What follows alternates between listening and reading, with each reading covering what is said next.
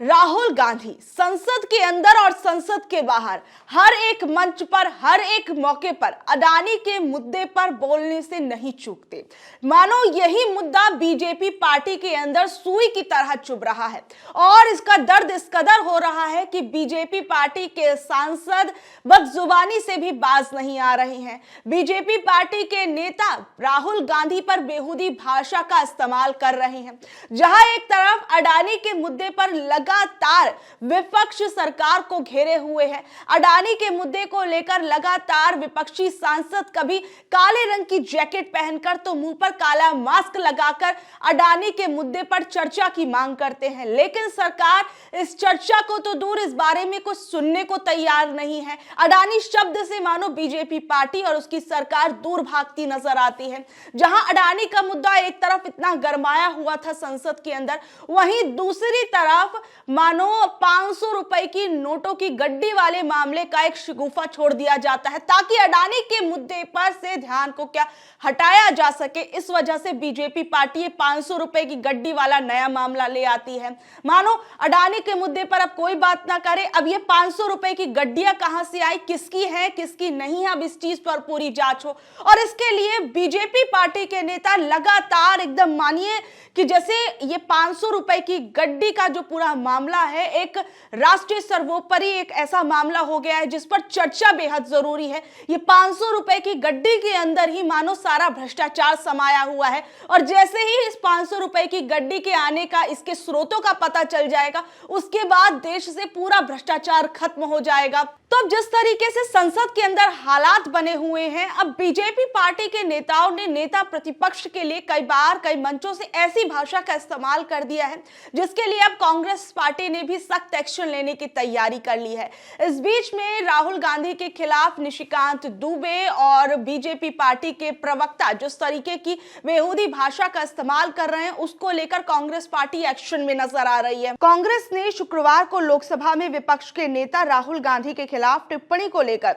Bharatiya Janata party के सांसद निशिकांत दुबे और संबित पात्रा के खिलाफ विशेष अधिकार प्रस्ताव पेश कर दिया है। अब वहीं दूसरी तरफ कांग्रेस के लोगों का यह आरोप है कि जिन लोगों को लेकर ये नोटिस लाया गया है उन लोगों को भी संसद के अंदर बोलने का मौका दिया जा रहा है। ऐसा क्यों किया जा रहा है? एक तो एक तरफ वो अभद्र टिप्पणियां कर रहे हैं, उसके बावजूद उन्हें एक ऐसा मंच दिया जा रहा है जहां पर वो खुले आम इस तरीके की बात कर रहे हैं। और इसे लेकर जो कांग्रेस पार्टी के नेता गौरव गोगोई हैं, उन्होंने मीडिया को अपना बयान दिया और उन्होंने कहा कि जिस तरीके से हमारे साथ व्यवहार किया जा रहा है वो सरासर गलत है। ऐसे लोगों को मौका क्यों दिया जा रहा है जिनके खिलाफ हम नोटिस लेके आ रहे हैं। गौरव गोगोई ने कहा कि हमने बीजेपी के सांसद निशिकांत दुबे और संबित पात्रा के खिलाफ विशेष अधिकार प्रस्ताव का नोटिस दिया है और हम अध्यक्ष से फैसला चाहते थे, लेकिन प्रश्नकाल को स्थगित कर दिया जाता है। जिस व्यक्ति के खिलाफ विशेष अधिकार का प्रस्ताव लाया गया उसे फिर से संसद के अंदर बोलने की अनुमति दी गई। गोगोई ने यह भी कहा कि यह संसद को न चलने देने की एक साजिश का हिस्सा है। वो अडानी के मुद्दे से डर रहे हैं और इससे भाग रहे हैं।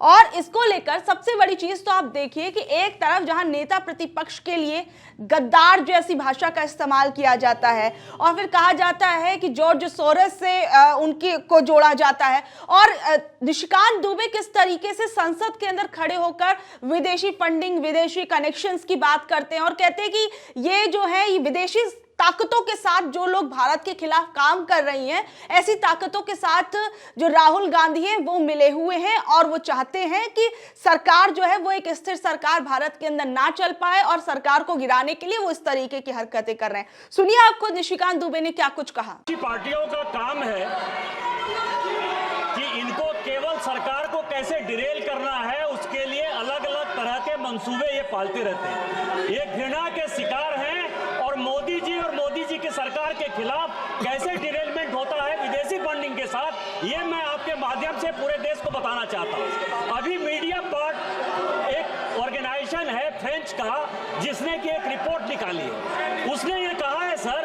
कि एक संस्था है OCCRP, organized crime and corruption project, और उसके साथ GACC है और सोरेस फाउंडेशन, ये उसको मदद करता है। US गवर्नमेंट और सोरेस फाउंडेशन OCCRP चलाता है। OCCRP का क्या काम है भारत की पार्लियामेंट को कैसे बंधक बनाना, कैसे नहीं चलने देना, कैसे सीए और आरसी पर इसके साथ ह्यूमन राइट्स वॉच जो है, जो सोरेस फाउंडेशन, सोरेस कौन है सर?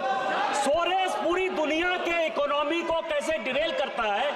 मैं केवल संरक्षण चाहता हूं सर, और मैं केवल 10 क्वेश्चन पूछना चाहता हूं। मेरा ये है सर कि बैंक ऑफ इंग्लैंड को 1991 में सोरेस ने भंग कर दिया, डिरेल कर दिया, उसके कारण उसको 6 बिलियन का फायदा हुआ। आज वो भारत की इकोनॉमी को डिरेल करना चाहता है। ओसीसीआरपी कोई भी रिपोर्ट यदि बनाएगा, तुरंत कांग्रेस पार्टी उसको ट्वीट करेगी। 3 मुद्दे हैं सर। पहला है पेगासस, जिसपे कि पार्लियामेंट नहीं चला। पेगासस जैसे मामला आता है 18 जुलाई को, वैसा ही राहुल गांधी, कांग्रेस की महासचिव प्रियंका गांधी और संजय राउत उसको ट्वीट करते हैं और ये पार्लियामेंट डिरेल हो जाता है। दूसरा, हिडनबर्ग का मामला आता है, माइंस का मामला आता है, कोल का मामला आता है, जो ओपन सोसाइटी करती है, उसके ऊपर जयराम रमेश ट्वीट करते हैं, संजय राउत ट्वीट करते हैं, पूरी पार्लियामेंट बंद हो जाती है। उसी तरह से वैक्सीन का मामला है सर, 140 करोड़ लोगों को माननीय प्रधानमंत्री जी ने बचाया। जैसा ही ये वैक्सीन का मामला आएगा, ब्राजील ने हमको रोक दिया। उसी तरह से सागरिका घोष ट्वीट करेंगे, राजदीप सरदेसाई ट्वीट करेंगे और ये पार्लियामेंट बंद हो जाएगा। मेरा आपके माध्यम से कांग्रेस पार्टी के जो यहाँ लीडर ऑफ द अपोजिशन है, उससे केवल 10 सवाल है कि ओपन सोसाइटी फाउंडेशन के सलील शेट्टी जो भारत जोड़ो आंदोलन में गए, उनसे आपका क्या संबंध है? क्या भारत जोड़ो आंदोलन में उन्होंने पैसा दिया? मुशर्रफुल हक फजल, जो अमेरिका में जाके राहुल गांधी ने मुशर्रफुल फजल से मुलाकात की, जो आज बांग्लादेश का जीनोसाइड का जिम्मेदार है। क्या कर लो? आप बैठाइए sir, break the house and order. उनको बैठाइए सर, उनको बैठाइए सर, हमें बोलने दीजिए। एक तो जहां एक तरफ ये सांसद साहब राहुल गांधी के लिए इस तरीके की भाषा और तमाम आरोप लगा रहे हैं, जो अपनी डिग्री के बारे में आज तक नहीं बता पाए, महिलाओं पर न जाने कैसी कैसी भाषा और किस किस तरह की टिप्पणियां करते हुए नजर आए हैं। वो अब नेता प्रतिपक्ष के लिए अगर आरोप लगा रहे हैं तो एक संयमित भाषा के अंदर वो आरोप लगाए जाने चाहिए। भाषा क्योंकि बहुत सी चीजों को बिगाड़ सकती है तो बहुत सी चीजों को बना सकती है। अगर आपको एक नेता विपक्ष के तौर पर, नेता प्रतिपक्ष के तौर पर उनसे कोई दिक्कत है, कोई परेशानी है, तो आपको सभ्य भाषा के इस्तेमाल के साथ उन पर वो सारे आरोप लगाने चाहिए।